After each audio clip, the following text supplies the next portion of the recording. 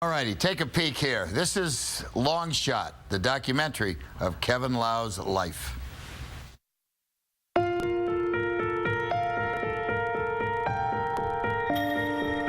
dad passed away when I was 10. And growing up, my mom always told me that God had some plan for me.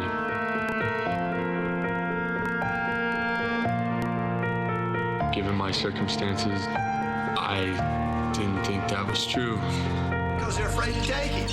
All right, the movie is Long Shot, the inspirational documentary about Kevin, premieres Friday in Livermore. Kevin was the first one-arm basketball player to earn a Division I scholarship. He played at Manhattan College in New York City, born without a lower left arm. He prepped at Amador Valley High School in Pleasanton. And you didn't fool around. You graduated in 3 years? Yes, sir. In what? Business management. Yeah. Yeah.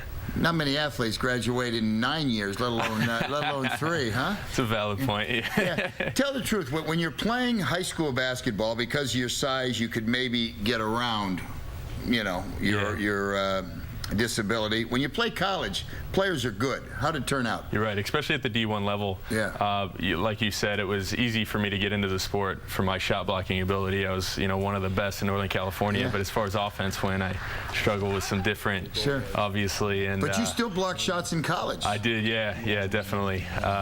Yeah, but when you want something enough, you figure out a way to do it. So I had a tremendous amount of encouraging coaches. I was very blessed to be surrounded by the right people, and we made it work. Yeah. How did New York City take to you? Because I would imagine, with all the, not to mention obviously the websites and everything, but you got the New York Post, the Daily News. My gosh, you must have been a what do they call it? Back page sensation. Huh? It was a trip. I mean, I've obviously had a tremendous amount of media, but New York was crazy. I'll never forget. Short story: a New York firefighter truck was going outside of Times Square with the lights on, sirens on, and I was walking on the sidewalk, and the firefighter on the back of the truck yelled my name and pointed at me as they were driving to wherever they were going. It blew me away. Unbelievable. I'm curious, when you attain the level you have, and everybody knows who you were, did you still get people that would maybe, hoot and holler some things at you that were maybe not the kindest things in the world? Definitely. That never goes away, especially at that level of,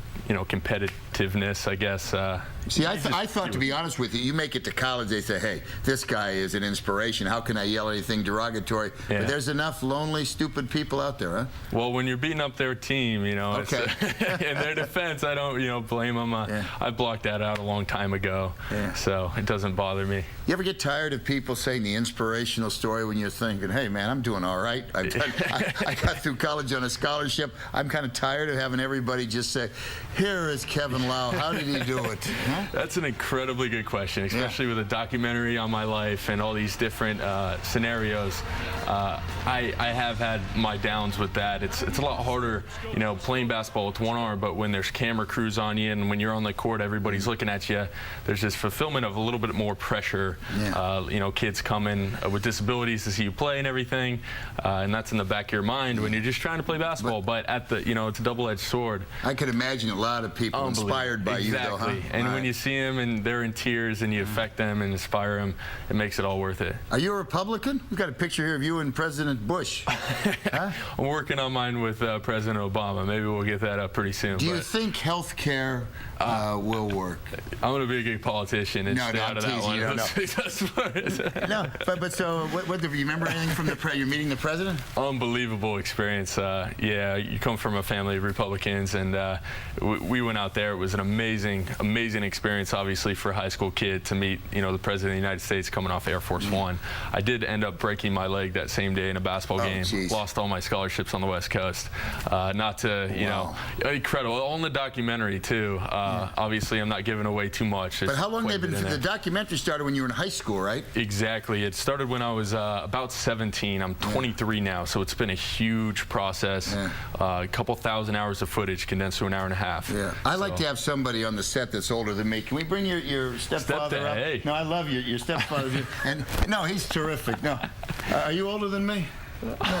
No, you're living harder. Here, walk over here. No, get on this side. How you doing, sir? And what's this guy meant to you? I can just tell, huh? Unbelievable guy. Jim Jarnigan, Farmers Insurance. I'm so blessed to have him in my life. He's taking care of me in every way. I really owe a lot to him. That's real sweet. Throw up the graphic. The film is in Livermore this Friday, and will play for a while, and it's open to the public?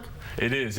At the Vine Cinema, Livermore, open to the public. The more people, the merrier, and I promise, great film. Bring a box of tissues, because it's a tearjerker. Oh, my God. Come here. The only thing that's beautiful to have you on, man.